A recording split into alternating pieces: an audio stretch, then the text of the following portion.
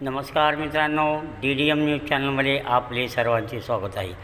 राष्ट्रीय महामार्ग 361वर अहमदपूर तालुक्यातील मरशोनी गावाजवळ असलेल्या बायपासवर मोटरसायकलला वाचवण्याच्या नादात कारला भीषण अपघात. कार हायमॅक्सला धडकून कारमधील 4 प्रवासी झाले जखमी. ही कार पंजाब पासिंगची असून तिचा नंबर PB01 F6893 असा आहे.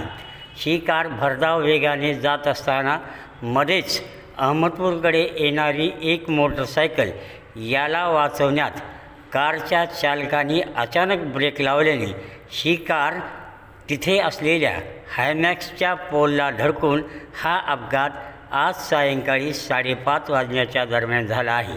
सुदैवाने यात कुणाचीही जीवितहानी झालेली नसली तरी या चौकात वारंवार अपघात होत आहेत, हे राष्ट्रीय महामार्गाने लक्षात घेण्याची गरज आहे. यातील जखमींना ॲम्ब्युलन्समधून अहमदपूरच्या ग्रामीण रुग्णालयामध्ये दाखल करण्यात आले आहे.